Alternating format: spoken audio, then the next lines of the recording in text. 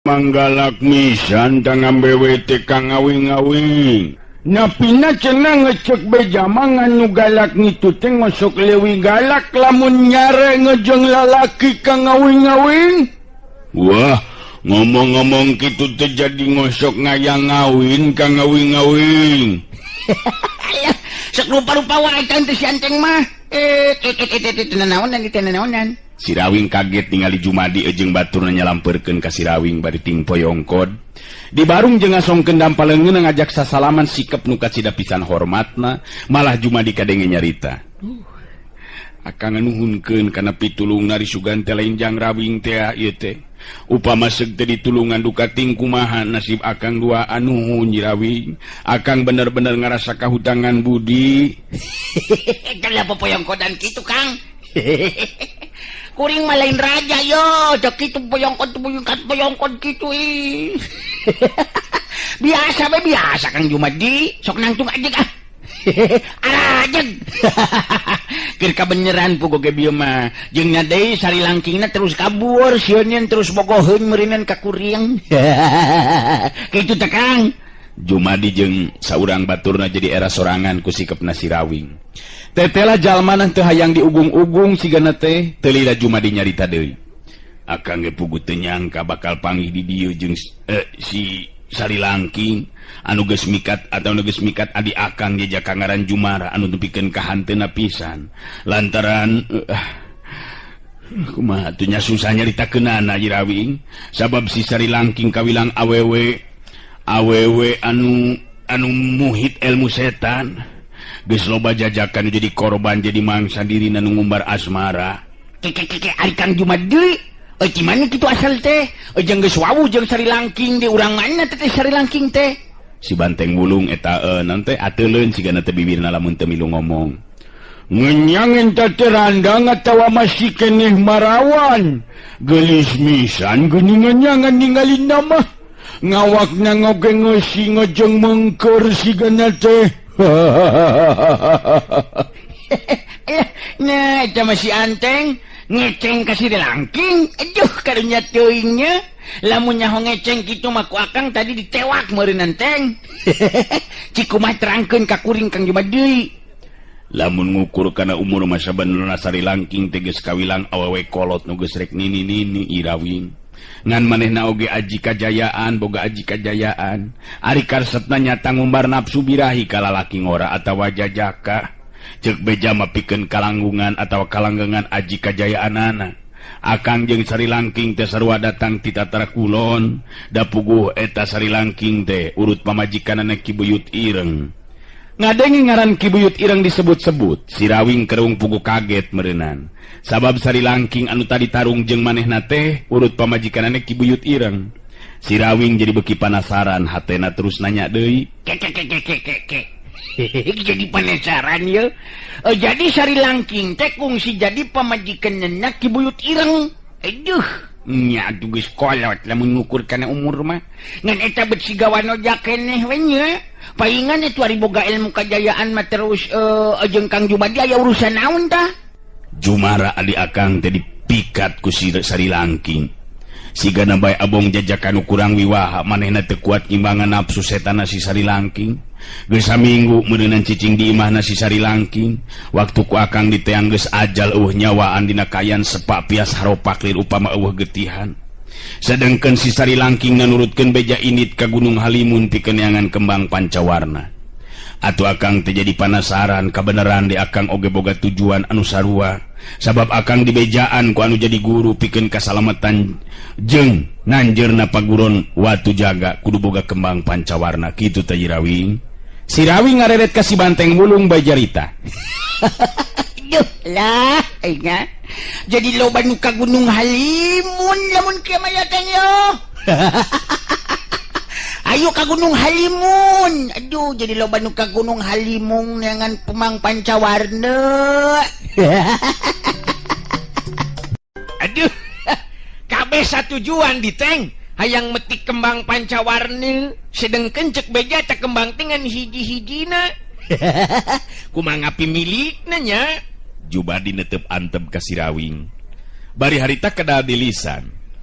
Nah Irawing satujuan deui erek nuju ka Gunung Halimun atuh lamun kitu mah meureunnan kabeneran sabab pikeun akang suka keneh kembang pancawarna beunang ku Irawing batan beunang kapimilik ku si Sarilangking iblis awewena anu tangtu bakal jadi indung rurusu bibit rurujit beuki ngagalur sakarep ingsun meureunnan. Jumadi kacida ceceubna sigana teh ka Sarilangking memang bener Kang Jumadi kuring oge boga maksud jeung tujuan rek ka Gunung Halimun kalawan harapan bisa menangkeun kembang pancawarna deui ngan kuring mah lain keur jimat tapi keur piubareun anu gering labah dieu ieu meureunnan bedana teh.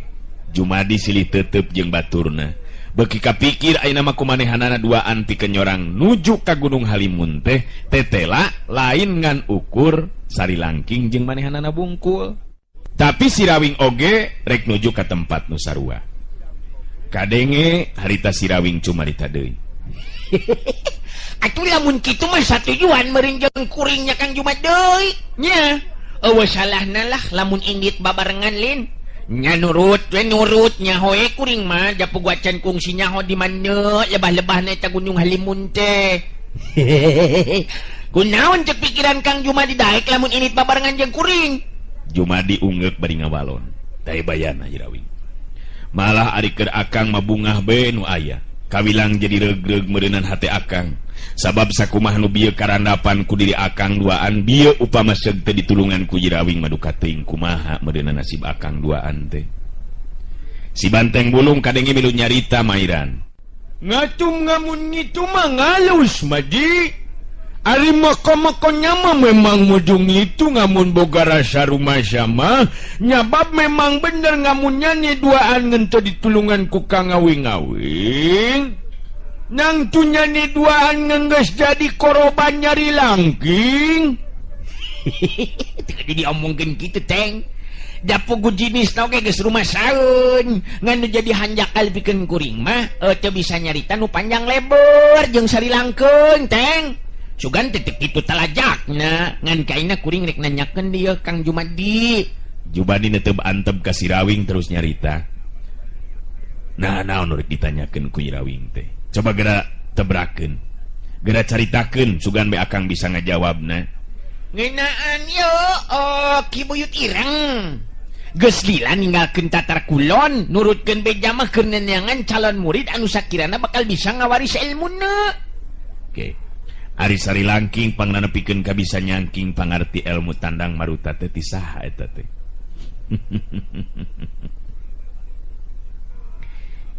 Nya pugu kuring dik nanyakeun. Eta teh ti saha teh nepikeun ka bisa nyangking pangarti ilmu tandang maruta. Jadi teh telepek ya lantaran penasaran ya Kang ya. Nya ya. Oh, jadi sarua rek ditanyakeun. Sabenerna memang akang nyaho. Memang ti Ki Buyut Ireng teh sakumaha nu dikanyahokeun ku Irawing. Ki Buyut Ireng kabilang jago kolot anu geus eueuh sasamana. Hiji ngaran nu dipikaserab ku sakabeh jago-jago anu makalangan dina waktu ayeuna. Sarilangking duka teuing pamajikan anu kasabaraha hiji. Ngan anu jelas nurutkeun beja mah Sarilangking rela ngorbankeun dirina dipihukum ku Ki Buyut Ireng demi neuleuman ilmu ti Ki Buyut Ireng. Anu sanggeusna Ki Buyut Ireng ngarasa bosen terus init ninggalkeun Sarilangking. Ti mimiti harita kahirupan Sarilangking beuki mangplung ku nafsu dina talajak hirupna. Elmuna Sarilangking memang lain bantrak-bantrakeun da pugu neuleuman ilmu ti Ki Buyut Ireng. Kilaneun kek bener ari Ki Buyut Ireng teh boga anak lalaki nu ngaran Jalurampang. Bener Irawing. Ngan antara Jalurampang jeung Ki Buyut Ireng kungsi pasaria paham. Nyata alatan marebutkeun Sarilangking da pugu antara bapa jeung anak sarwana teu beda ti ciduh jeung reuhak. Sanajan geus pada karolot tapi masih keneh ngutamakeun kana ngalajur nafsu. Si Rawing nyerenge seuri bari ngareret ka si Banteng Bulung terus nyarita deui. Aduh, aing aya bae. Edun teng euy. Nyaan eleh ku aki-aki mah yo. Tinggalin urang mateng, tinggalin. Madahal ngamun akang ngawing niat mah bisa we pokoknya mah. Aduh, nyaan eleh ku aki-aki tinggalin urang mateng sabab kibuyut irang beuki keneh ka ambewe euy. Sedengkeun urang ngan ukur kieu bae terus euy. Si Banteng Bulung nyarita deui. Urang mangenteun niat be ka ngawing-ngawing. Madahal mah ngamun ka ngawing-ngawing niat mah bisa ka ngawing-ngawing. Marawan ngoge moal burung aya nganu daekeun ka ngawing-ngawing. Ngan cenah Raswati meureunan ngambek ke. Nu mata kitu pikiran akang oge teng. Hiji oge moal beak teng. Katambah deui ayeuna mah dukating kumaha nasibna. Kang Jumat deui. Lamun hayang nyaho kibuyut ireng teh sarua jeung tujuan urang ayeuna nyatana keur lumampah nuju ka Gunung Halimun. Jumadi kerung kawilang kaget oge meunang beja kitu ti si Rawing teh. Geus kasawang tang tue beuki susah pikeun meunangkeun kembang pancawarna. Nah, Rawing teu bisa nyaho ka kibuyut ireng geuningan. Di mana bejaan ngeunaan eta kibuyut ireng teh Rawing? Atuh puguh kieu ya dongengna mah. Si Rawing terus nyaritakeun sacara singget ngeunaan kibuyut ireng anu miang jeung si Keling anu jadi anakna pikeun nuju ka Gunung Halimun. Jumadi jeung baturna harita ngabandungan guaran si Rawing kalawan Daria. Telila si Rawing mungkas guaranana.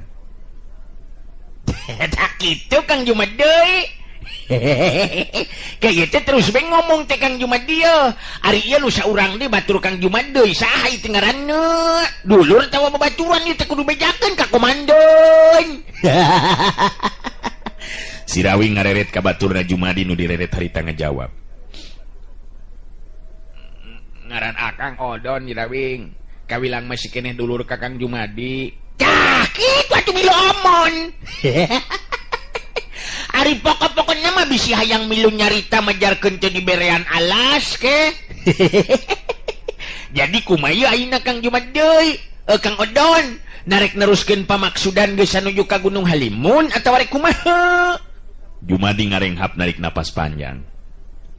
Sanajan kawilang berat pancen anu bakal dilaksanakeun teh sabab teh geuningan anu boga maksud pikeun menangkeun kembang pancawarna teh lain saurang dua urang tur kaitung jago-jago anu geus boga ngaran wungkul.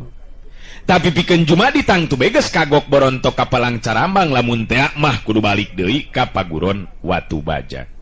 Rek mulang balik di geus kagok akang duaan teh puguh Rawing. Nya ayeuna mah erek neruskeun lampah we. Nyeta nuju ka tempat anu dimaksud. Ari akang mah itung-itung ngadu nasib we ieu mah. Atuh eta nepikeun ka henteu hasilna teu bisa meunangkeun kembang pancawarna. Nya itung-itung lalajo we milu nyaksian atawa ngabandungan saha nu alus milikna. Ngan ceuk akang mah leuwih sugema jeung suka upama beunang ku Rawing. Ulah nepikeun ka dibeunangkeun ku jalma saperti Sari Langking atawa kibuyut ireng. Sabab upama meunang ku eta upama dua jalma atawa jalma liana ti golongan jalma jahat tangtu bakal jadi gangguan pikeun kahirupan jalma loba anu geus jelas kembang pancawarna bakal dijadikeun jimat kakuatan dina naon teh ngamekarkeun talajakna. Kuring oge tacan tangtu aya milik Kang Jumat deui. Ari sabab aya paribasa bagja jeung cilaka malain bandana manusia. Ngan kuring oge sarua susuganan kitu. Sugan parang, sugan aya milik, sugan aya alus nasib, ngobrol terus bari nangtung ya ieu ya teu puguh jeung Kang Jumat nya. Kang Odon, puguh maksud yang leuruh ieu teh kalah ka ngobrol kieu ieu. Hai teh urang nyana teh lagi di warung tuh. Lapar ieu beuteung. Sirawing harita ngagandeang we lempang muru kalebah warung. Jumadi jeung Odon nuturkeun lengkahna Sirawing nya kitu di Sibanteng Wulung. Geus kitu mah Sirawing dibaturan ku Jumadi jeung Odon terus lempang. Harita leureuh di eta warung ngadon ngopi. Sibanteng Wulung nya kitu deui sarua di alasan opieun ku Sirawing. Da pugu ari milu diuk mah da moal kuateun atuh bangkuna oge. Teu wudu Sirawing jeung Sibanteng Wulung jadi bahan perhatian sarta caritaan sakur jalma nu aya di dinya. Pang-pang nama anu milu nyaksian kana kajadian nu lumangsung tadi di mana Sirawing nyalametkeun jiwana Jumadi jeung Odon. Aturkeun sari langking nu geus leuwih ti heula ngejat ninggalkeun tempat nu dipake tarung izin bobesen. Harita terus lumampah pikeun nuju ka Gunung Halimun. Sajroning lumampah sari langking pikirna jadi ngait ka lalaki nu ngaran Sirawing. Anu nyata geus kabandungan ku dirina anu ngaran Sirawing nyangking pangarti nu mampu ngimbangan kana ajen tahapan pangartina. Sirawing teh teu sabaraha kasep ari rupana mah. Ngan aya hiji daya tarik anu misah ti lalaki-lalaki nu sejen. Bet ngageter hate aing waktu sababaraha kali bantrok paneuteub jeung manehna. Hanjakal aing kakara tepung ayeuna jeung nu ngaran Sirawing sarta dina kaayaan kudu diributan. Na geus boga pamajikan atawa acan Sirawing teh nya. Lamun teh mah acan boga anak pamajikan, bagja kacida upama diri aing bisa mikat anu ngaran Sirawing, anu saterusna diri aing bisa nulungan atawa mulungan elmuna. Tapi saha nu nyaho upama diri aing geus hasil menangkeun kembang pancawarna bisa neangan deui anu ngaran Sirawing sarta bakal dipikat ku aji gendam pikatan. Nya bagja lamun diri aing nepikeun ka bisa nyandingkeun lalaki saperti Sirawing. Katingali sari langking seri sorangan. Imut sorangan lantaran pangaruh pikiran anu direka-reka ku sawangan sorangan. Sari langking lempangna kawilang gancang. Da pugu ari kitu teh mah lantaran hayang buru-buru tepi ka tempat anu dituju. Leuwih na ti eta dirina kawilang lain wanita biasa. Keur anteng sari langking lempang di lebah tempat nu suni, kawilang ti iseun sarta jauh ka pilemuran. Sanajan jarakna masih keneh jauh tapi sari langking geus bisa nganyahwankeun yen di lebah jajalaneun anu bakal dililiwatanana katingali aya lalaki duaan anu keur leureuh diuk dina lahan di tatar atawa lahan datar malah bangun anu keur ngobrol. Ya hareup aya dua lalaki anu keur ngobrol. Nilik dina kaayana mah jelas lain lalaki atawa jelema biasa. Beda dina wandana. Leuwih hade aing nanyakeun ka eta dua jalma. Kudu ka mana jalan nu disorang sangkan tepi ka tempat tu dimaksud. Nyatana Gunung Halimun. Sari langking lempang beri gancang. Sedangkeun anu keur diuk leureum harita manehna oge bisa nganyahwankeun kalebah sari langking anu keur lempang. Lalaki nu kawilang ora kene ngan jemros bewos godeg jeung jangotan harita nyarita ka lalaki kolot anu saurang deui. Ki Jaro, aya awewe ngora lempang ka dieukeun. Nilik dina lempang jeung baju nama jelas lain awewe biasa Ki Jaro. Nah sahanya.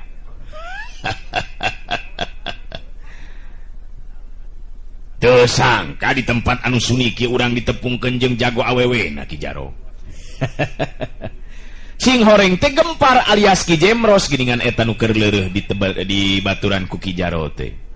Duanana memang sarua diluntat ti leuweung seredan pamukiman Karaman Gempar Karoban. Maksud pikeun nuju ka Gunung Halimun.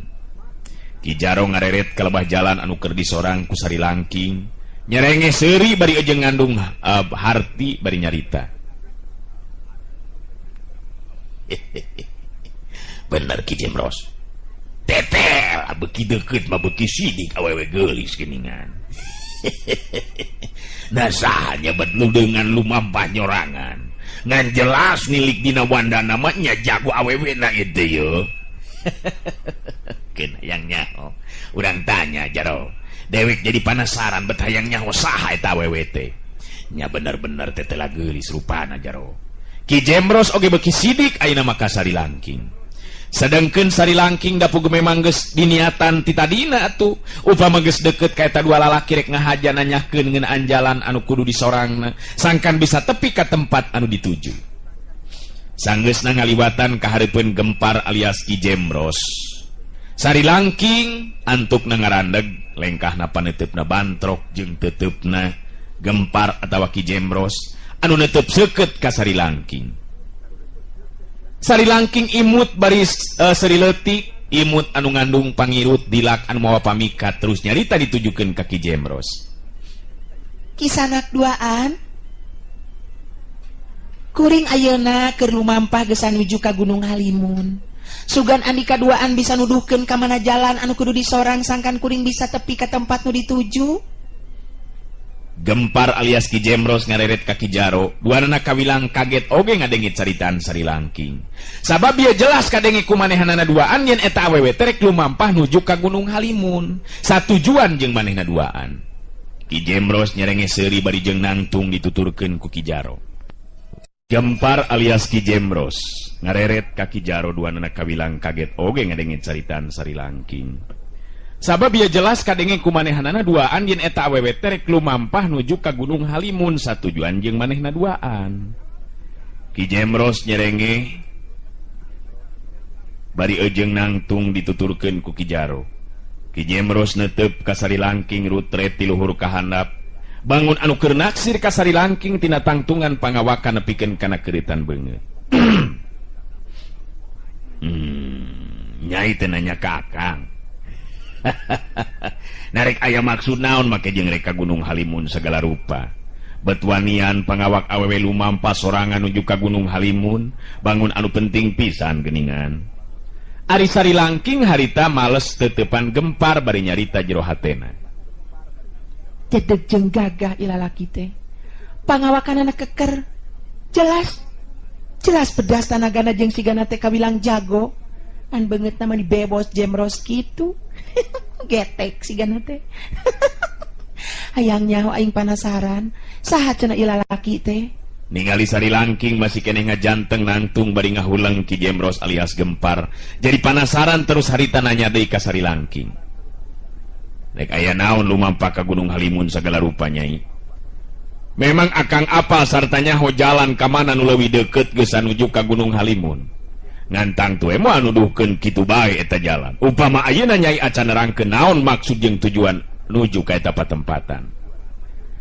Ari Sari Langking ayeuna mah anu nitenan kana tangtungan jeung keuritan beungeut Gempar alias Ki Jemros. Kituna teh bari terus ngajawab pananyana Ki Jemros. Ngeunaan maksud jeung tujuan eta urusan kuring pribadi. Jadi hanjakal pisan teh bisa dibejakeun ka Andika. Ngan lamun Andika memang nyaho kana jalan anu kudu disorang, leuwih hade bejakeun ayeuna ka kuring. Ulah dagoan ka hurang amarah kuring. Sikep jeung caritan Sari Langking mau galakna keranan sigana teh henteu ngarasa sieun ku Gempar alias Ki Jemros. Ki Jemros nyerenge seuri ngareret ka Ki Jaro, nu dideret gancang midu nyarita ditujukeun ka Sari Langking. Tong make jeung nembongkeun sikep nu galak saperti kitu Nyai. Sabab ieu nu ngajanteng digigireun kula teh rajana sakabe jalma nu garang jeung galak. Nyatana Ki Jemros jadugna karaman Gempar karoban. Jadi lamun ayeuna pangawak awewe nembongkeun sikep anu galak jeung garang, pugu pikeun Ki Jemros mah jadi hayang seuri. Sari Langking katingali paromanana mungka kaget. Sabab ngaran Ki Jemros salaku jadug karaman Gempar karoban kawilang kungsi kadengekeun kumanehanana. Malah kungsi aya beja nu katarima yen sirawing ajal kuleungeunna Ki Jemros jadug karaman Gempar karoban. Tapi Sari Langking awewe nu kungsi dipihukum ku Ki Buyut Ireng, anu sakaligus kungsi neleuman ilmu silat ti Ki Buyut Ireng, anu akhirna diturunan ilmu tina sabagian ilmu nu kacangking ku Ki Buyut Ireng, nyata nu disebut ilmu silat tandang maruta teh. Tapi Sari Langking awewe anu kungsi dipihukum ku Ki Buyut Ireng teh dumasar kana kayakinan, kana kamampuhan pribadina. Ngajadikeun Sari Langking teu lila aya dipangaruh rasa kakagetna. Neuteup leuwih antep ka Ki Jemros terus nyarita deui. Oh, jadi iya jadugna karaman Gempar karoban anu katelah Ki Jemros teh. Tetela gagah, ejo ngarakene geuningan. Kula bener-bener ngerasa bagja sabe bisa ditepungkeun di ieu patempatan. Ayeuna eueuh salahna lamun kuring ngawanohkeun diri ngaran kuring Sari Langking.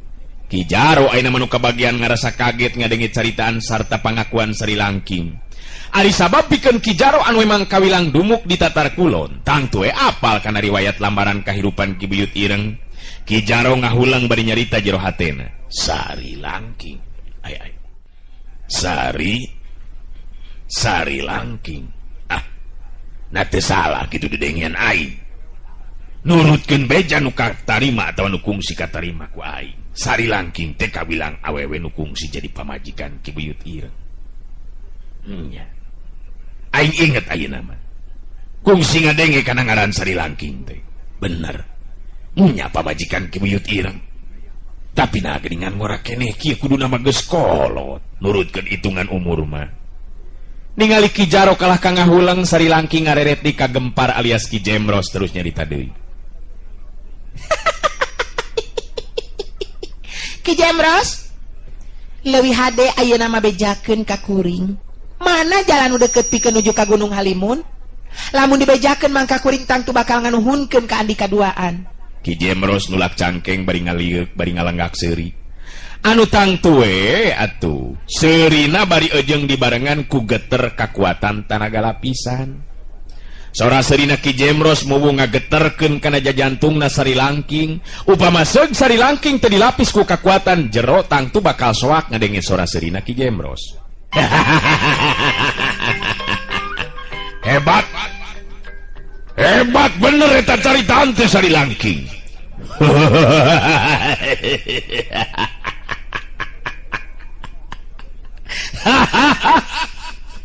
Nanya bari jeung dibarengan ku sikep anu lieur upama ngancam. Ngancam ka jadugna Karaman Gempar Karoban. Bener dunya geus tibalik. Sabab aya awewe nu sikep jeung caritana leuwih ti lalaki. Wanian bikang-bikang ngomong kitu ka dewek. Sari Langking katingali paromanana jadi robah. Kasinggung hatena ku sikep jeung caritaan Ki Jemros nu kurang ngajenan ka dirina, nu sok padahal nurutkeun pangrasana mah dirina teh lain awewe biasa. Tumuwuh perasaan hayang ngajajal kana ajen tahapan pangartina Ki Jemros, jadugna Karaman Gempar Karoban. Andika bener-bener nyarita lir upama nu kurang pangajen ka diri kuring Jemros. Si Sari Langking lain awewe biasa nu gampang dihina sarta disarwakeun jeung wanita biasa. Lebah dia andika kudu ngarti. Si Sari Langking teu ngarasa seber sanajan adu hareupan jeung jadugna Karaman. Ki Jaro Noel kana leungeun Ki Jemros bari nyarita lalaunan. Awas. Kade hati-hati Ki Jemros. Kula kungsi ngadengi ieu ngaran Sari Langking teh lamun teu salama kungsi jadi pamajikanana si Buyut Ireng. Ngan kula kakara ayeuna nyaho jelemana nu ngaran Sari Langking. Da iya pugu ari ngaranna mah kungsi ngadenge teh heula-heula keneh oge. Gempar alias Ki Jemros kerung kawilang rada kaget oge ngadenge caritaan Ki Jaro kitu teh. Sabab manehna kungsi ngadenge guaran caritaan Ki Jaro anu pareng bantro kakuatan jeung Ki Buyut Ireng. Malah kungsi dicaritakeun jalma anu ngaran Ki Buyut Ireng teh kawilang jago kolot anu geus eueuh tanding jeung pantaran dina alam harita. Tapi Gempar atawa Ki Jemros oge boga kayakinan kana kamampuhan dirina. Kawilang jalma nu digedekeun di alam lingkungan kahirupan para Karaman, katingali harita unggut-unggutan sirahna neuteup seukeut ka Sari Langking bari nyarita deui.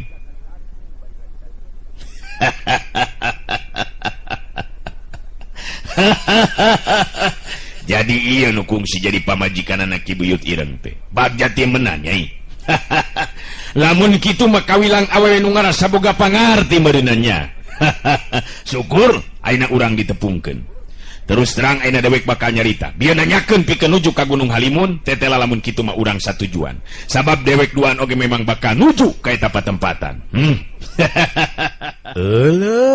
Waktosna geuning seep. Urang cekapkeun dugi ka dewe lah atunya.